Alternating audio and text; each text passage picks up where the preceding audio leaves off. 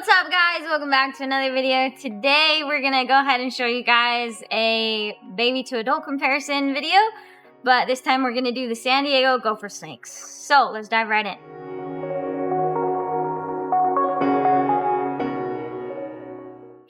Alright, to start us off, let's just do the basics, okay? I actually have a normal San Diego, essentially. So, this is what your typical normal San Diego would look like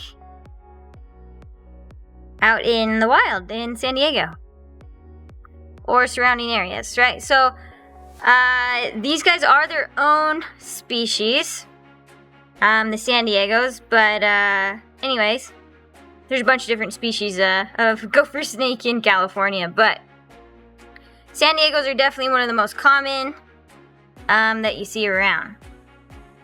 So, this is a normal het albino, actually, for the Applegate line. And I actually do have a normal adult, so we're going to go ahead and we're going to go look at him and see how they look next to each other. So, let's run over here. Alright, so everybody's actually moved over here right now because we're actually doing groomation today. But we're filming this video before we put the adults down. So, anyways.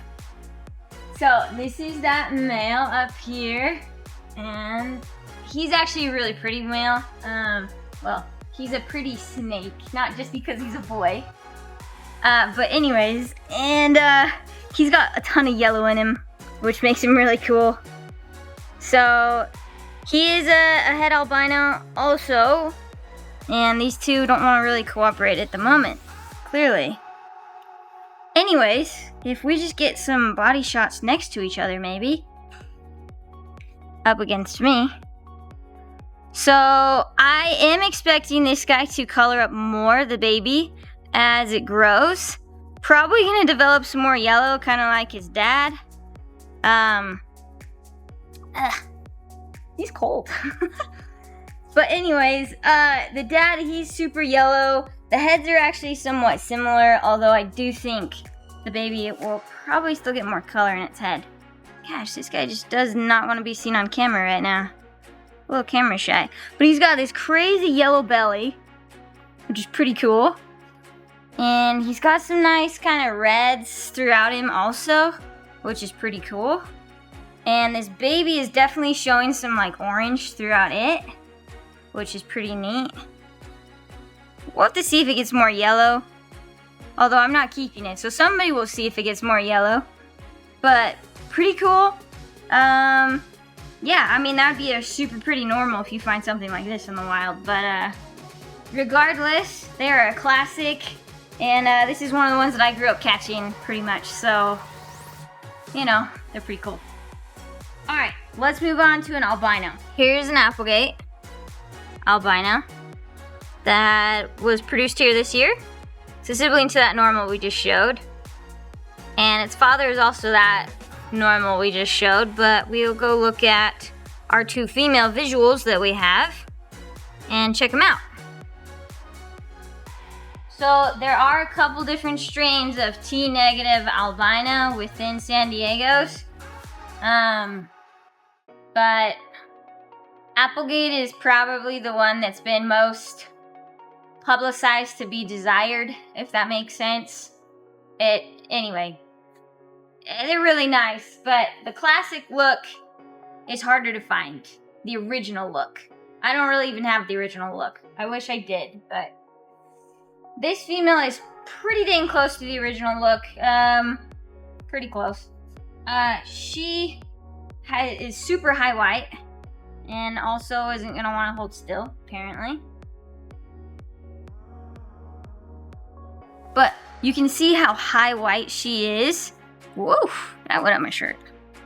And if she'll just calm down for just a second here, we can maybe get a good look at her. So, the OG Applegates didn't have any pink blushing in the saddles. And she does have some. They're not pure white, unfortunately, but she is pretty clean. Just, you know, got a little bit of blushing. So, she's awesome looking. I don't know if this was actually mom. The other one does look a little bit different, but we'll go ahead and show her too. And we're gonna see if the other female wants to cooperate a little bit more, because she was kind of freaking out this little baby right here. So, all right, there you go. So this is a very different look than the other female, but still really pretty. So you can see her, she's got way more blushing in the saddles. So obviously they develop a ton as they grow. So the Applegates need time to develop that kind of bright, vibrant coloration. So this baby should get much more white within the whiteness of the saddles, also much more vibrant yellow. Both of those things should happen, but again, it just needs time to develop. So this girl is definitely holding still a little bit better, which is great. But this girl goes super orange down on her bottom third, which is also a really cool look. Most of the OG stuff was pretty much yellow most of the way down, and then did get some orange towards the bottom. But anyway, still a very, very pretty snake. It's pretty awesome checkerboard down her whole body almost. I mean, that's a pretty cool look. So anyways, this is, I've had a couple that do get bigger than this, but these girls, this is pretty much their full-grown size at this point. So they're about, what? Actually, she's pretty close to 5 feet. She's close to 5 feet. But they do stay a lot smaller girth-wise, you know? I mean, it's easy for me to get my hands around this snake.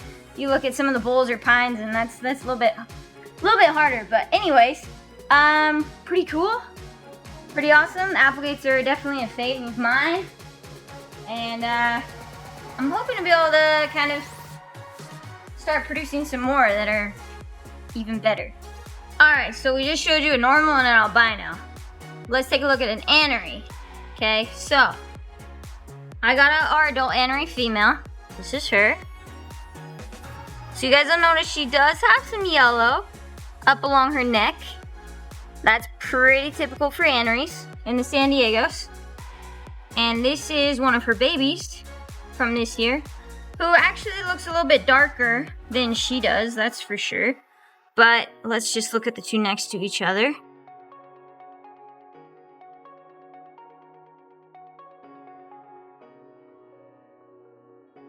Baby's definitely darker. Pattern isn't quite as pronounced as the mom. So, interestingly enough, some of these babies might get lighter, some of them might get darker. I definitely think you're gonna see the baby get more of the gray out, though. It won't be as much of this, like, brown. So, I expect that to happen. So, hopefully just more contrast will come in, but you can see the baby definitely has all that yellowing up along the neck and stuff. Baby's belly is actually pretty yellow up on the neck. She probably won't really let us see. Pretty yellow. And funny enough, this baby doesn't have any pattern on its belly, but mom certainly has pattern on her belly. She's got spots all over it. But not that I think that means anything. Just different variation. But anyway, so pretty cool to see these two next to each other. If I brought the other adult out, the normal male, you guys would definitely be able to see the easy comparison of how different they are. Sometimes you can look at something like this and be like, well, that looks like a normal, but they are very, very different. Well, I'll show you the baby comparison. I'll put her away and we'll look at a normal to an Anery baby really quick. Okay, if this isn't super obvious, then I don't know what to tell you guys. Although this normal does have a lot of color. Alright, okay, now that we were just cooperating 2 seconds ago. But seeing them next to each other, wow, what a difference in coloration. Super easy to see how this is an Anerythristic and this is definitely a normal. I mean, look at that. Does it get much more obvious? Pretty stark differences there. So, anyways, not that we need to dive into all the differences there, but pretty easy to see that one's a morph and one's a normal, or a wild type, whatever you want to call it. So, the The last baby to adult comparison that we'll do right now is a T-positive snow. But then we're gonna look at some other holdbacks actually after that, because I just don't have that many adult San Diegos yet. I'm growing them up. But anyway, this was our well, this is my holdback right now. But this is an Envy Snow, and that's just a T-positive Anerythristic using the Dyer line, essentially, also known as clumpers or super hypo. Kind of all of those encompass the Dyer line, essentially, but they all do look slightly different, so T-positive helps just encompass all of it. Because these are T-positive albinos, not T-negative. Which is why, even though this is a snow, it does not have your typical, you know, bright red eyes. Even though it does still have some red in the pupils and whatnot. But anyway, your T-negatives are the ones that have those bright red eyes like the Applegates. But your T-positives, they look a little different. So anyway, these guys, the Envies are one of my very favorites though, and I do have a couple adults actually. Why don't we just go look at the female, because she's down lower. It'll be easier to see her. The male is up at the very top. So, this girl, I'm hoping that she'll actually produce for us next year, which would be super exciting. I gave her this last year to grow just a little bit more, so anyways, hoping. Let's see if we can just kind of... So, as a baby, much more vibrant. But some adults do stay that really high contrast, which is what I'm going for. That's why he's a current holdback, because he has a lot of dark contrast, and his saddles are pretty pronounced too throughout his whole body. This girl, I produced myself and raised her up. She yellowed out a lot. I was hoping that she'd keep more of the purple within her saddles, especially up, you know, along this top part of her neck and everything. You know, more like this male. But that's okay. I'm not too offended about it. She still turned out gorgeous, just not as dark contrasting as I was hoping. But I bet she'll be able to produce some really pretty babies. So, yeah, we can look forward to that. But anyway, yeah, so this is I'm planning to breed her next year. I'll probably breed her to my Envy Snow male, so I'll do a snow-to-snow breeding, which will give me all a bunch of snows. And then hopefully maybe we'll be able to produce some with like a much higher contrast, more of what has been referred to as the zombie ones, which are usually the really high dark contrasting Envy Snows. So that would be pretty exciting. All right, we're gonna go ahead and put this guy away, and then we're gonna show you guys some of our holdbacks. Well, holdbacks slash the ones that were growing up. They weren't really holdbacks, I guess. There's some of the ones that we brought in from the UK last year, and some we got from Glenn. So, I'm actually going to be upgrading their cage size very soon. That's why this rack is empty up top. They're all down here, and yeah, they almost need bigger cages because they're growing so good, which is great. So, let's see here. What should I show you first? Good question. Well, since we were on the topic of Envy Snows, why don't we just show you guys this guy really fast? Just spill your water a little. This is a striped Envy Snow, and check out that guy. Pretty sweet looking. He's got the brightest yellow, it seems like, which is super cool. And anyway, I'm pretty excited about this guy. His contrast is pretty good. He's got lots of purples that go down his body, which is pretty cool. His head is still like pretty, you know, ghost white, which is awesome looking. And so anyways, he'll be one of my studs in a couple years. Growing pretty good, honestly. So some of these guys had a little bit slower of a start for me, but they're doing really good now. So pretty excited about that. since we were just on the topic, you just shed, that's nice. Since we were just on the topic of T positives, here is a T positive for you guys. This one is from the Clumpers line, but you know, very similar to the Dyers. But she has a ton of dark contrast. And she's also a pos het Anery. So I'm hoping to use her for the Envy line to make some of those high contrasting Envy Snows is the plan. Hopefully she proves out. If not, she's at least het striped, which will make some cool stuff too. So got some interesting things in mind for her once, you know, we get her up to size.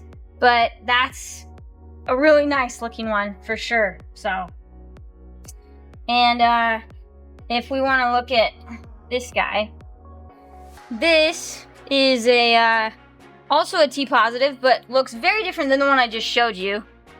And this one is from the Super Hypo line of the T positive. Definitely different looking. Lots of similar features, but a little bit of a different color palette. So anyway, this guy is from like the OG line of the Super Hypos. He was an import from Al in the UK.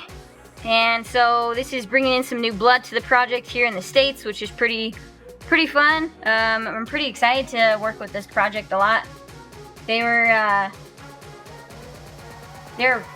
really cool. So anyways, we'll find some bigger appreciation for them hopefully with everybody once we start producing some more really cool ones. But anyway, let's look at oh, Spencer really wants to show this one, but I guess I'll show it and he can video it. We posted this girl a little while ago, and this is her.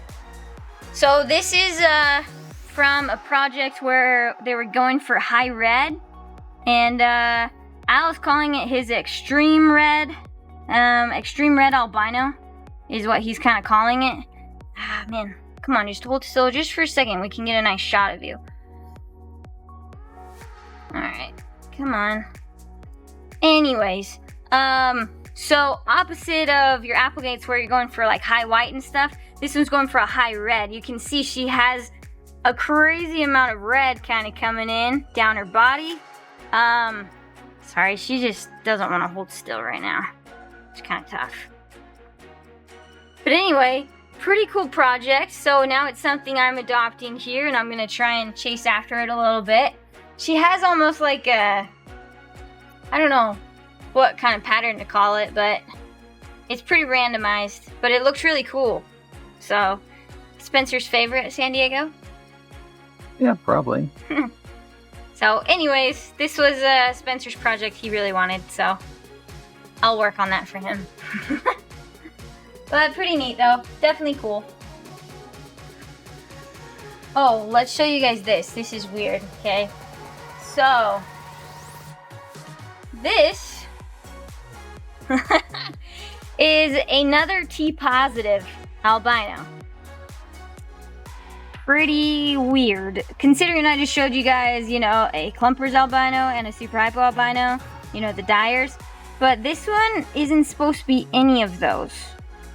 Apparently, this is a potential new line of T positive, which Al found, through breeding and stuff. Something popped out that was different, and this was it. So I went ahead and I brought one in, and I don't think he's done all the test breedings, but I sure am going to. So I'm excited to do the test breedings to see if this really is, you know, not compatible with the other lines that we know there are. But it does look different. There's a little bit of something different about it.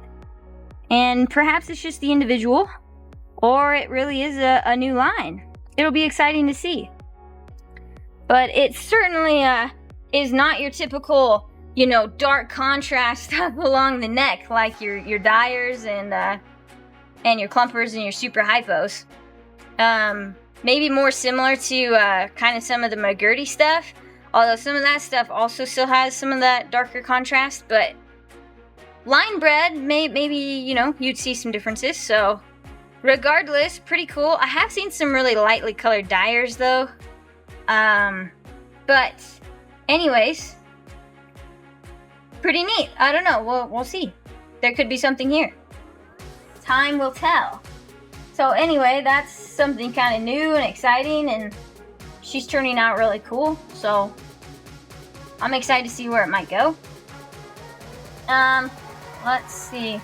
This girl likes to eat a lot. Too much, honestly. She's always looking for food. This is this one's actually a T-negative snow. So here's a T-negative snow for you.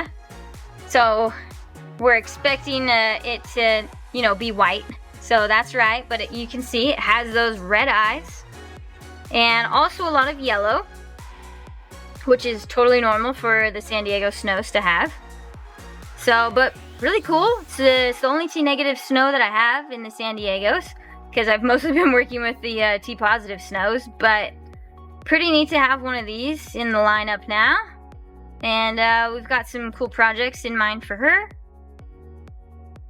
It's just all this stuff is a couple years off, which is kind of painful to wait, but it's in the works, so it'll be pretty fun.